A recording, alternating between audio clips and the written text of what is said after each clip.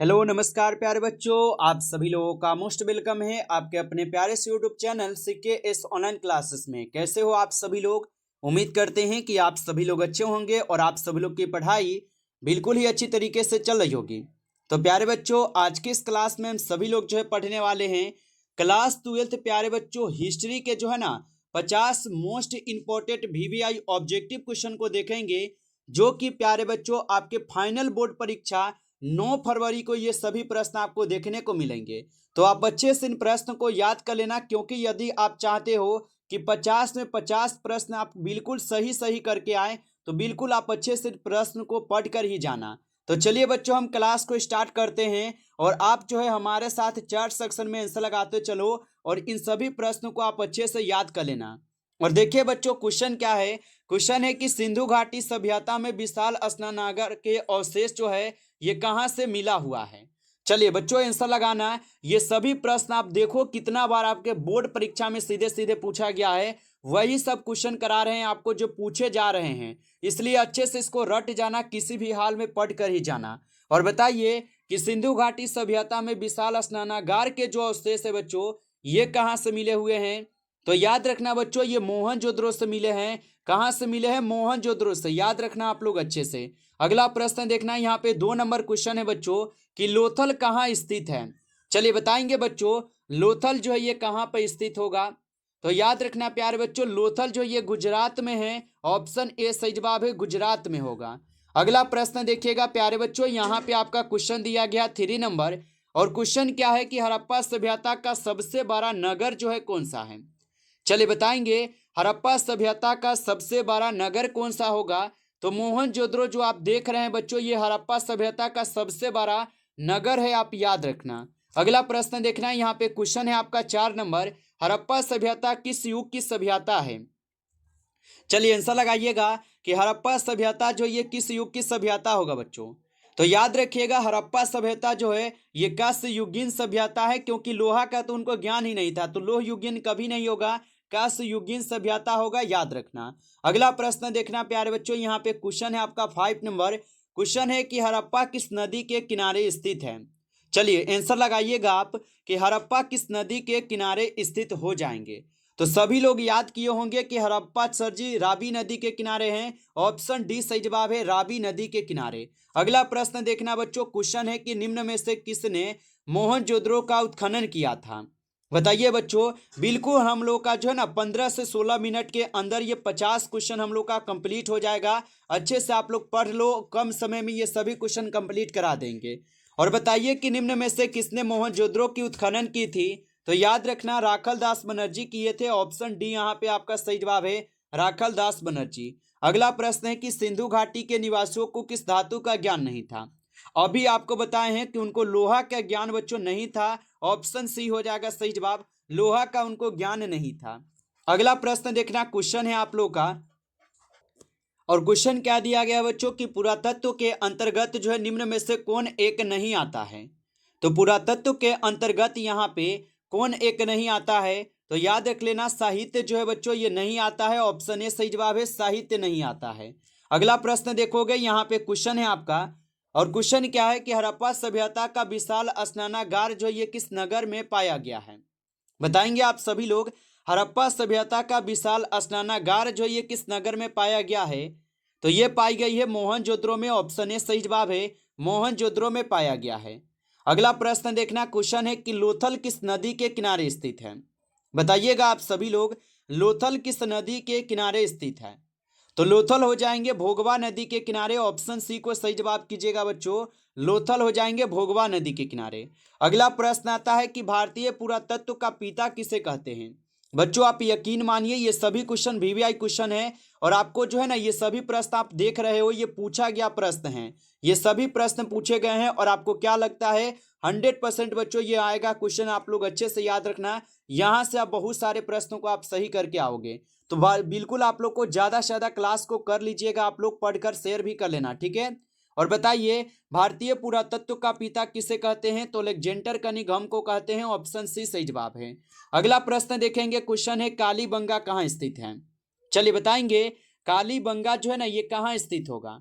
तो कालीबंगा राजस्थान में है, ऑप्शन डी यहाँ पे आपका सही जवाब है, राजस्थान में है। अगला प्रश्न देखोगे, क्वेश्चन है कि किस भारतीय शासक को नेपोलियन की संज्ञा दी गई है। चलिए बताना बच्चों, किस भारतीय शासक को नेपोलियन की संज्ञा जो है दी गई है।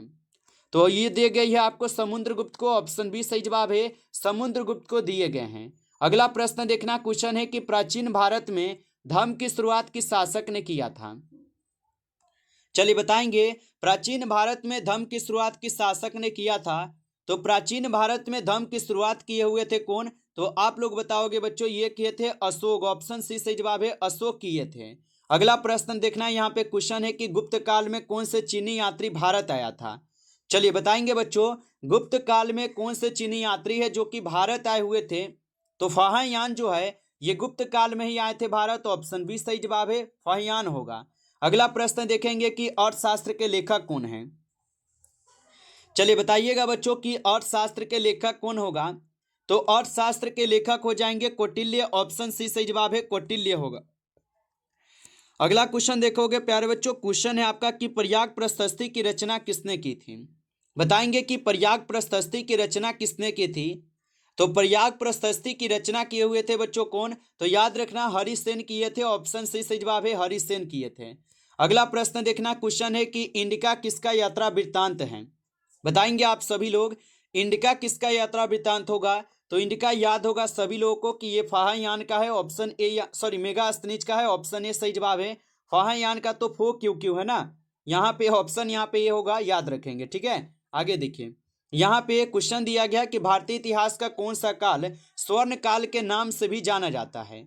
तो भारतीय इतिहास का कौन सा काल है जो कि स्वर्ण काल के नाम से भी बच्चों जाने जाते हैं। तो आप याद रख लीजिएगा, यहाँ पे आपका सही जवाब जो है बच्चों, ऑप्शन यहाँ पे क्या होगा, तो ऑप्शन आप सभी लोग का बी हो जाएंगे, गुप्त काल हो जाएगा, याद रखना ऑप्शन बी सही है। अगला प्रश्न देखिएगा, आपका क्वेश्चन दिया गया है कि समुद्रगुप्त की तुलना किस यूरोपीय शासक से की जाती है। बताएंगे समुद्रगुप्त की तुलना किस यूरोपीय शासक से की जाती है। तो याद रखिएगा आप सभी लोग, समुद्रगुप्त की तुलना की जाती है नेपोलियन के साथ, ऑप्शन बी सही जवाब है, नेपोलियन के साथ। अगला प्रश्न देखोगे, क्वेश्चन है कि पाटलिपुत्र के संस्थापक कौन थे। चलिए बताइए सभी लोग कि पाटलिपुत्र के संस्थापक कौन थे। तो उदयनीय जो है ये पाटलिपुत्र के संस्थापक थे, ऑप्शन सी होगा। अगला प्रश्न देखोगे, क्वेश्चन है अशोक किस वंश का शासक था। चलिए बताइएगा आप लोग, अशोक जो है ये किस वंश का शासक हो जाएंगे। तो अशोक हो जाएंगे साथियों मौर्य वंश के शासक, ऑप्शन बी सही जवाब है, मौर्य वंश के शासक होगा, याद रखना। अगला प्रश्न यहाँ पे आता है आपका, मौर्य साम्राज्य का यहाँ पे प्रथम शासक कौन था। चलिए बताएंगे आप सभी लोग कि मौर्य साम्राज्य का प्रथम शासक कौन था। तो मौर्य साम्राज्य का प्रथम शासक है चंद्रगुप्त मौर्य, ऑप्शन बी सही जवाब है, चंद्रगुप्त मौर्य होगा, याद रखेंगे। अगला प्रश्न देखेंगे कि त्रिपिटक किस धर्म का साहित्य है। बताइए सभी लोग, त्रिपिटक किस धर्म का साहित्य होगा। तो त्रिपिटक हो जाएंगे बौद्ध धर्म का साहित्य, ऑप्शन बी यहाँ पे सही जवाब है, बौद्ध धर्म का साहित्य होगा। अगला प्रश्न देखेंगे कि प्राचीन भारत में धर्म की शुरुआत किस शासक ने की थी। चलिए बताइएगा, प्राचीन भारत में धर्म की शुरुआत किस शासक ने की थी। तो याद रखना बच्चों, अशोक किए हुए थे, ऑप्शन बी है, अशोक किए थे। अगला प्रश्न देखोगे, महाभारत का युद्ध कितने दिनों तक चला था। आंसर लगाओ सभी लोग, और बच्चों आप लाइक जरूर कर लेना क्लास को, ठीक है। आप लाइक नहीं किए हो तो हम बोले नहीं आपको, लाइक एक बार कर लो आप लोग, और नए जुड़ रहे हो चैनल पे तो बच्चों सब्सक्राइब भी करके आप जुड़ जाना, ताकि क्लास स्टार्ट हो ना तो नोटिफिकेशन आपके पास पहुंच जाए। और ये पीडीएफ प्यारे बच्चों आपको मिल जाएंगे आपको टेलीग्राम पे इसका, ठीक है। और आप चाहें तो पेड पीडीएफ भी ले सकते हो, क्लास के बाद नंबर दे देंगे पीडीएफ के लिए, एसएमएस कर लेना। और बताएंगे कि महाभारत का युद्ध कितने दिनों तक चला था। तो 18 दिनों तक, ऑप्शन यहाँ पे क्या है बच्चों, डी सही जवाब है, 18 दिनों तक। अगला प्रश्न देखोगे, क्वेश्चन है कि महाभारत की रचना किसने की थी। तो वाल्मीकि जी तो ये किए हैं आपके किसका क्या बोलते हैं, रामायण के। मनु को किए हैं मनुस्मृति, और यज्ञवल्क्य तो हमें नहीं याद है, लेकिन वेद व्यास याद है कि ये महाभारत के किए हैं बच्चों, तो ऑप्शन डी होगा, ठीक है। आगे देखो, और आप बताइए कि यज्ञवल्क्य की रचनाकार कौन होगा, आप लोग बताइए, याद है तो आपको। महाभारत में गंगा पुत्र के नाम से किसे जाना जाता है, बताइए। तो महाभारत में गंगा पुत्र के नाम से बच्चों भीष्म को जानते हैं, ऑप्शन बी होगा, भीष्म को। अगला प्रश्न देखोगे, पुराणों की संख्या कितनी है। 14 में पूछा है, 15 में, 16 में, 19 में, 2004 में है और 2022 में है। यानी कि बच्चों देख सकते हो, आप अपने से अनुभव लगाओ कि हाँ ये क्वेश्चन आएगा कि नहीं आएगा, आपको खुद लगना चाहिए। ठीक है, आप पढ़ रहे हो तो आपको लगना चाहिए। और यहाँ पे आप आंसर क्या लगाओगे, 18 लगा दोगे, पुराणों की संख्या। अगला प्रश्न देखते हैं। ठीक है, प्रश्न क्या है, आगे बढ़ो। और अगला प्रश्न आता है, मनुस्मृति में कितने प्रकार के विवाहों का उल्लेख है। तो मनुस्मृति में कुल 8 प्रकार के विवाहों का उल्लेख है। ऑप्शन सी है 8 प्रकार। अगला प्रश्न देखिए, वेदों की संख्या कितनी है। बताइए कि वेदों की संख्या कितनी होगा। तो कुल कितने वेद है, कुल 4 वेद है ना। कौन कौन है बताइए, ऋग्वेद, सामवेद, अथर्ववेद और एक क्या था, गंधर्व वेद है। नहीं, वेद 4 न है। कौन कौन है बताइए, ऋग्वेद है, यजुर्वेद है, सामवेद है और अथर्ववेद है। 4 वेद हो गया ना, हाँ पूछ चुका है। ठीक है, सबसे प्राचीन कौन है, तो ऋग्वेद सबसे प्राचीन है। और महाभारत की रचना किस भाषा में हुई थी। महाभारत हो, रामायण हो, ये सब तो संस्कृत में ही रचा गया है। अगला प्रश्न है, चौथी बौद्ध संगीति किस शासक के काल में हुई थी। तो चौथी बौद्ध संगीति किस शासक के काल में हुई थी, तो कनिष्क के शासन काल में। ऑप्शन डी होगा बच्चों। अगला प्रश्न देखना, महावीर ने पार्श्वनाथ के सिद्धांतों में नया सिद्धांत को क्या जोड़े हैं। तो देखिए, अहिंसा, सत्य और अपरिहार्य ये सब जुड़ा था, लेकिन महावीर स्वामी जो ये ब्रह्मचर्य को भी जोड़ देते हैं। ठीक है, याद रखिएगा। अगला प्रश्न देखेंगे, क्वेश्चन है कि चौथी बौद्ध परिषद किस शासक के काल में हुई थी। बताएंगे, चौथी बौद्ध परिषद किस शासक के शासनकाल में हुई थी, तो कनिष्क के शासनकाल में होती है चौथी बौद्ध परिषद। अगला प्रश्न है कि सांची का स्तूप किस धर्म से संबंधित है। बिल्कुल रेपिड फायर हो जाएगा, होएगा क्वेश्चन। ठीक है, बिल्कुल, यानी कि जल्द से जल्द क्लास को करने की कोशिश करिए। ठीक है, बिल्कुल 16 से 17 मिनट से ज़्यादा नहीं होगा क्लास का टाइम। ठीक है, इतना देर में 50 क्वेश्चन कंप्लीट हो जाएगा। बताओ आप लोग। और सांची का स्तूप जो है ना, ये किस धर्म से संबंधित है, ये पूछा है। तो सांची का स्तूप हो जाते हैं बौद्ध धर्म से। ठीक है, बौद्ध धर्म से हैं। अगला प्रश्न देखना, क्वेश्चन है 37 नंबर, कि प्राचीन भारत में धर्म की शुरुआत किस शासक ने की थी। तो प्राचीन भारत में धर्म की शुरुआत किए थे अशोक। ऑप्शन सी है, अशोक किए थे। अगला प्रश्न देखना, श्वेतांबर एवं दिगंबर किस धर्म से संबंधित है। तो श्वेतांबर एवं दिगंबर जो है ये हो जाएंगे आपके जैन धर्म से। ठीक है, किससे है, जैन धर्म से है। ऑप्शन डी यहाँ पे सही जवाब है। अगला प्रश्न देखोगे, क्वेश्चन है आपका कि महात्मा बुद्ध को ज्ञान की प्राप्ति कहाँ हुई थी। तो महात्मा बुद्ध जी को ज्ञान की अगर प्राप्ति की बात की जाए बच्चों, तो उनको होते हैं बोध गया में। कहाँ पर होते हैं, बोध गया में। ऑप्शन सी है, बोध गया। अगला प्रश्न देखना, तंबाकू का सेवन सर्वप्रथम किस मुगल सम्राट ने किया है। बताइए, तंबाकू का सेवन सर्वप्रथम किस मुगल सम्राट ने किया था। तो अकबर जो है ये तंबाकू का सेवन सबसे पहले करते हैं। ऑप्शन डी होगा, याद रखना। अगला प्रश्न देखना, आईने अकबरी किसने लिखा था। बताइए, आईने अकबरी को किसने लिखा था। आंसर लगाइए क्या होगा। तो आईने अकबरी को लिखे हैं अबुल फजल। ऑप्शन बी यहाँ पे आपका सही जवाब है, क्या होगा, अबुल फजल होगा। अगला प्रश्न देखो, क्वेश्चन है कि तंबाकू पर किस शासक ने प्रतिबंध लगाया था।